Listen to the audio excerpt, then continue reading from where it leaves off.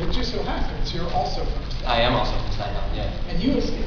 My mom still lives there, so I go back. Yeah, my mom lives in Bayonne. So I just found this out, and I happen to have a Staten Island hat on. Emilio, on the other hand, you don't want to know his origin. He's always thinking of me, man. It's because he left and went to the Mayans. I had to pick on him. I was always in the Mayans. What's up with that? No, but he went and started his own show and did his own thing. He died. Hope we could do it. Do you know? Do you guys know? Who has some pie? Who has some pie? You know the craziest thing? First friends on the show. It's him and I. Do you remember we were driving around? And no, good. One tell the story on the phone call. You always have to tell them. No, say it. Because you know he was in the Sons of Anarchy. When I was as a son. As a son. I was hired as a son. He played a character called Hawk, which eventually became Tick. We did a show before the show called Sons of Anarchy, but it was no Ron Perlman, no Kim Coates. So it was Scott Glenn played Clay, and he played the right hand in a Sons of Anarchy cut. It was a cool character, man. Yeah, it was cool. Just cut necks, you know what I mean? Cut necks. I always remember that one line that you always said, which is, "My back ain't been wet in years." When in the pilot, where you say, "My back ain't been wet in years," when what's his name, Darby called you that line. Yeah, you know, this is the deal, because we'd be in there, during church time when they were planning the hits, and they'd be like, "Tomorrow we're gonna go and kill those wetbacks," and I'm like, "Bro, I'm right here."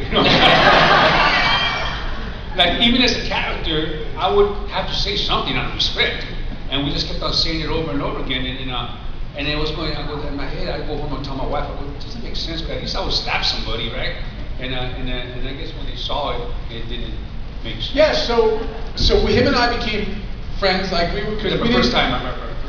Yeah, it was we were first friends. We would drive, like, we wanted to get gifts for, like, the cat, because we did this pilot called Sons of Anarchy with very different than what you guys saw. And we were like, this is a really good show. And we're all up and coming actors. I played a different character. My character had hair. He was like a computer hacker. His name was like JD or something. I don't know. Something like that. So we do the show. We film it. And then they're going to let you know if they're going to pick up the show. Like, it's like a month later, and they're going to let you know if the network liked it and if they're going to decide to make a series out of it. So I get a call and they go, listen, they love the show, but they're going to replace 2 people. It's definitely me. I said it. He called me. I called him. He called me. He goes, "Bro, I don't know if it's me." I'm thinking, it's not me. That's it. No, it took me a year to become me, Opie, Unser, and Piney were all guest stars for the first year, and then we became series regulars.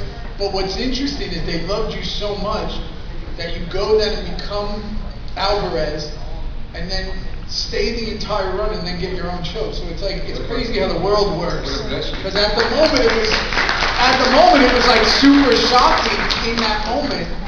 And then same with me, when they were like, okay, they're keeping you, but they're gonna change your whole character. And Kurt's really weird. He's like, I'm gonna what do you think about a mohawk? I was like, hey, but whatever you want, right? And then he's like, we're going to put tattoos on your head. And what people don't realize is the tattoos on Juice's head are the ones from Kurt's arm. So he took the ones from his arm and basically took a piece of these tribal things that he has on his arm and made them into the head tattoos. So. But you know what the real kicker is on that is that I get the call and they're saying they don't want you, they're gonna want to hire you for Marcus Alvarez. And I read the script. Yeah, I knew who he was.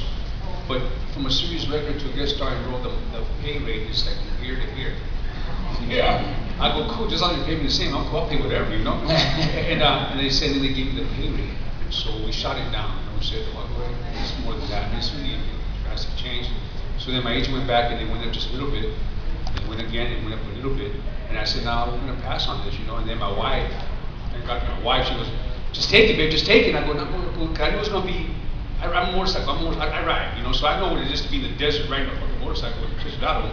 I said, I'll be wearing a cut, man, it's going to be hot. And it became an argument. I go, why don't you take the job? I'm telling my wife this, right? I think he imagined he said that to her. He never said that to her. She would have kicked the shit out of him. At the end, she said, this is exactly what she said. Babe, take the job and show them what you can do. That's exactly what she said. My wife. And it worked out. That's how life, it's so funny how life is so strange like that, right? It's like, in that moment, you think what you're doing is right, and then it turns into the definitive part of your career, right? It goes like Sons, goes to Mayans, goes to this whole thing, right? These careers It changed my life. Changed your life. I was always working, don't get me wrong, I was always working as an actor, it was great. But you know, I was guest starring on every crime drama show I was on, you dig? And then this show just put my name on the map. I mean, I can't go nowhere in the world and everybody doesn't know Marcus Jalbert. Yeah. It's just a beautiful thing. You know, it changed my life. And it's so crazy because when you think of like things like that, and that's why I'm so fascinated, and that's why with these, and sorry to take away your time. No, you do you. But it's like, I had done some guests, I did this show, Grey's Anatomy, I did 2 episodes of it, and it was the same casting director, and she really liked like how it turned out, so she called me in for this show. At the time it was called Forever Sam Crow, it wasn't called Son of Anarchy. And I read for Jax, and of course they're like, no. This guy looks like Ralph Macchio, he's not playing fucking Jax. They're like, so I didn't get that, but they kind of liked meeting me, and then it was Kurt and Linson, and then they called me in for the character of Hawk.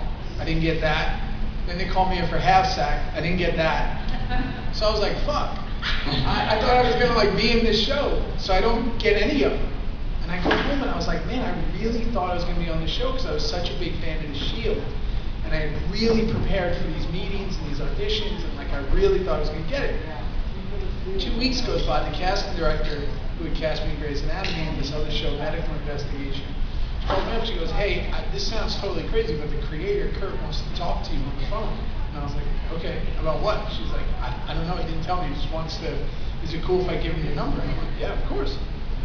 She called me, Kurt calls me up, and Kurt's, weird or whatever. He goes, listen, I just want you on the show. I don't know what I'm going to do with you. I don't know who you're going to be. I don't know if you're going to have 1 line or 100. I just don't know, but I'm like, let's see what happens.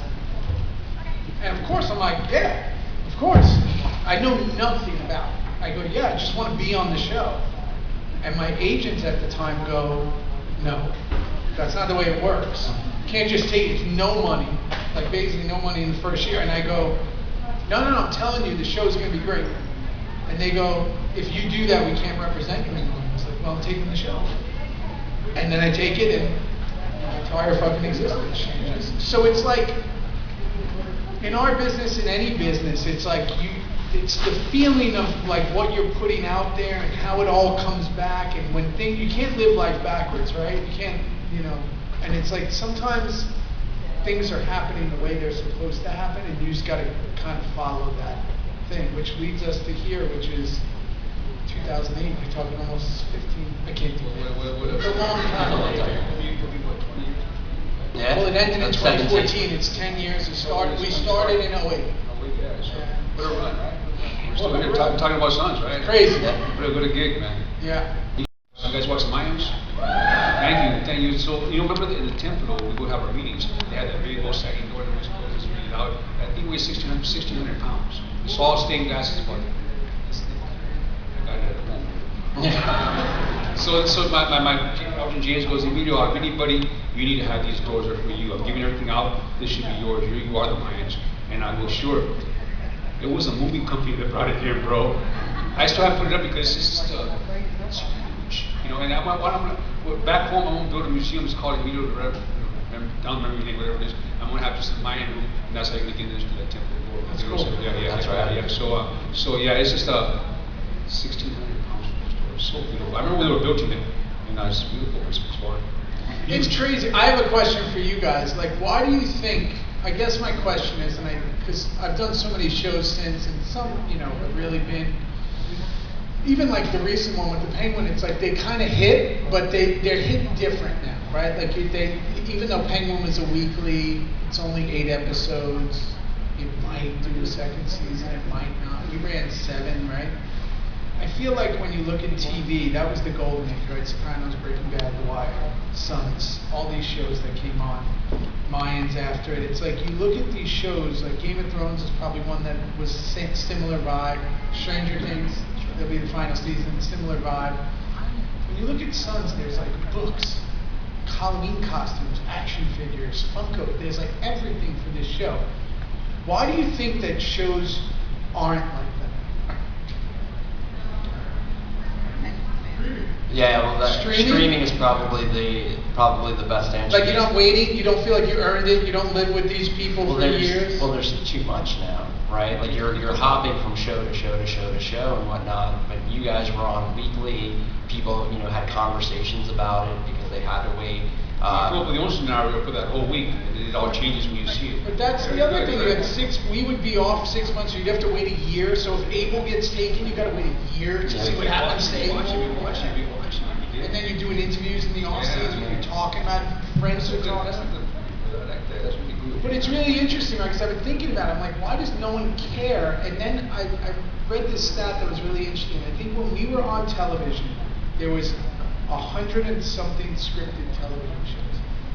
I think last year or 2 years ago there was 660 something. Like, there's so many much. shows, right? So I meet actors occasionally at these things, and I really don't like actors, no offense. You don't like nobody. I don't really like anybody. So it's like, but when you meet them, they'll be like, oh, I'm on this show, and they'll tell me, I don't have a fucking idea. But if you go back, I'm an 80s kid. If somebody was like on Three's Company or Happy Days, you know the show. Yeah. You don't, so they'll tell you a show and you're like, I've never even heard that show. And they're like, yeah, we're on season 5. I'm like, season 5? Where? So it's so oversaturated, but also I think that Suns took a lot of chances. Penguin took a lot of chances too, but it's very rare that you get these breakouts now.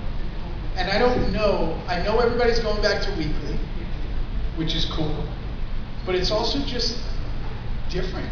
Well, the two is also that, it was kind of, nobody got their feelings hurt so easy with Son. It was like burning tattoos on people's backs. No, I'm just saying, just as,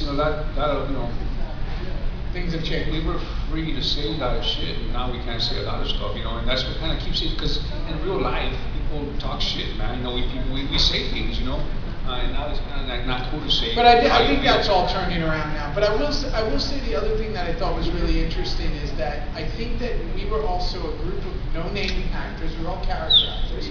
Like, we had done stuff, but it wasn't like now. Speak for yourself. No, I thought you were I thought you were Louis Diamond Phillips when you showed up. I didn't know you were.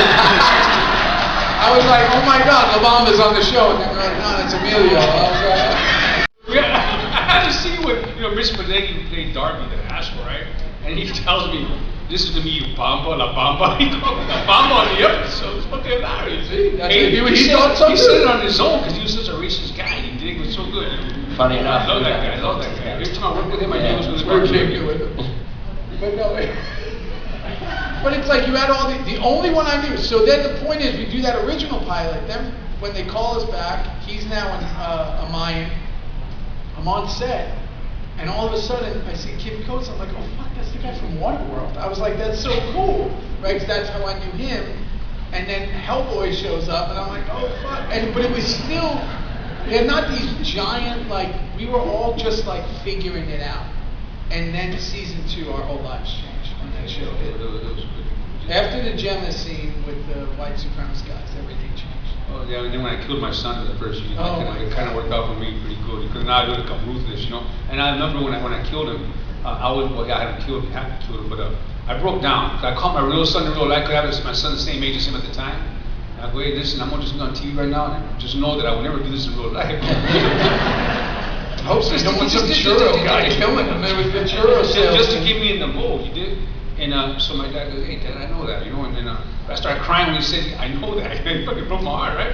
And at least he knew. And then so then we're going to throw something else, and I go, bro, I got it right now. And they ran over, we shot it, and I started crying and shit. And then they cut it out. And I go, Kurt, why'd you guys cut it out? He goes, because we didn't want to stir in the season to find out that you have a heart. You had to show that you were ruthless. You had to show Marcus Albert. When Juice went to and it made sense, It made sense, Juice went to the Mayans. You guys turned them right over. Come on, bro. Fucking ratted, bro. Jack's ratted more than Juice. Nobody ever thinks about that. He was working with the cops. Opie worked with the cops. Everybody likes to put all this stuff under. I know Jack's had a nice ass. Because he had a nice ass, he got away with a lot of stuff. Go have some pie, Theo. Sopranos unbiased. Yes. And it was like no one had ever done that on TV. And that's why I think that, yes, everybody has copied Sins, and everybody's copying Sopranos, and Sopranos was copying Wise Guy, and there were all these other things, you know, NYPD Blue had this edgy stuff going when Jimmy was on it and stuff, but I think that now it's just, I guess that's the thing, we're not fully invested in it. Because even for me, it's like you'll go on Instagram and you'll be on there for an hour and you're like, oh, I could have watched something, but you don't, because you're looking at this stuff. So I'm just curious of like, how do you ever get a show like that passion for a show again? I felt it a little with the Penguin. People were nuts about the Penguin. No, 100%. They were nuts about like watching it every week. But isn't it crazy, the greatest trick they ever pulled? They sold us on streaming to not have commercials. Now they've put commercials and we're paying for it. How did that happen? How did we get duped into this one? Well, you have to pay more for it. Yeah, you pay more. So. But they want you to actually pay for the commercials Yeah. because they make double the money they make from the commercial. Wild. I want to go back to channels 2, 4, 5, 7, WPIX 11, and 13 if I need Sesame Street. 13 Sesame Street. I'm going back. Those are New York channels. PIX channel 11. PIX Yes, sir. channel 11. Man. Questions if you guys Please, don't yeah, mind. we'd love to hear. One, obviously Walton Goggins played Venus a Van on Dam. the show. Yeah. I just want to know what your first thought was when you saw him in In the outfits. all of the Yeah. stuff, It was especially with the boobs. Fascinating. I'd worked with Walton on, I was a huge fan of S.H.I.E.L.D., and then him and I played partners in an episode of CSI Miami, where we, it's actually an interesting episode because Walton and I played crime partners, and then Tig plays the guy where like robbing Kim Coates, and he throws me in a pool of acid or something. So it's like I had known Walton well, and when we did that, it was incredible. It's a really funny episode. It's such a weird episode Hilarious. because Tig's like falling in love while I'm trying to take photos, and then, and not to be graphic, but who cares? Is when he had the outfit on, and Venus was riding the Congress or whatever that guy was, like a politician. It was really, really hot. We're in the valley. It was like well over 110 degrees. So there was a lot of sweat. So Venus's nuts kept slipping out. So they had Why to were you keep- watching, bro? I don't understand. You're not No, seeing that's a great question. a close sweat. So let me tell you. So if you remember that episode, Juice has the camera and he has Right, to take right. pictures of Venus. Oh, no. So I'm looking through a lens that's intensified. And every time I'd be like, they're gonna call cut because his nuts are All right, one more, and then I'll skedaddle. Are you guys aware that like Sons of Anarchy like inspired like a lot of motorcycle club romance novels? No. I hope it's not Juice and Look it up sometime. I hope it's not Manson and Theo's romance novels. Yeah, Jesus. So I was wondering, both of your characters have had really tremendous character arcs, right? That deal with betrayal, deal with loyalty, respect, all of the above. So what was really the hardest thing to shoot that you hadn't anticipated and you took some of it home with you and it still lives with you? For me, it was killing my son, because you know, it's like, after the table read, Kurt came with Katie behind him, and he goes, Emilio, we want to do something that, if you don't want to do it, we don't do it. And he goes, I go, what do you want to do? He goes, we want to kill your son. You're going to be part of it. And I said, that's pretty good. I've never seen it. I just do it. And now he gave me that respect, because if it would have been no, because I did get a lot of shit for it. I really did. And my people were, I'm Mexican Chicano. Hey man, we don't do that to ourselves. Blah blah. Blah. I know fuckers. He's doing Southman now. But it was just, and that's why I was okay to do it, because it was just so far from what we normally do. You know what I'm saying? And I'm not saying it doesn't happen, but it's just it was kind of cool, man. That was for me, because I can be mean and I can be nice, but to do that to your own kid is rough, man. Like I have sons in my life, but I could never. I'd go out before them. I'd take myself out before I do that to them. So it was a rough one. I did not get that kind of advice from Kurt. It was basically, you're going to do this, and and I'm like, Kurt, I just read this scene with these three guys in the hospital and me, and he's like, that's going to happen. And he's like, but Kurt had this amazing thing where he played Otto, and Otto had the most torturous existence. So it was like he's basically saying, look, I'm doing this, this, and this, so you're going to do whatever. For me, I was like, the worse it can be, the more it kind of excited me. The one that, I wouldn't say the hardest, but the one that I anticipated and really couldn't wait to come was the jail scene with Jackson, where I'm telling him about his mom. Because one, it was like a 12-minute scene to film. We had 2 cameras, and it was such a lead up of like this stuff with me and Tara, and this stuff with Gemma as my right hand, and Jax doesn't know, and oh my God, he's finally gonna find out, and I'm gonna be the one to tell him. And like he was saying earlier, Charlie and I, who were super close for most of the show, the second he says, you betrayed me in the show, we stopped talking in real life. So we didn't talk for a long time.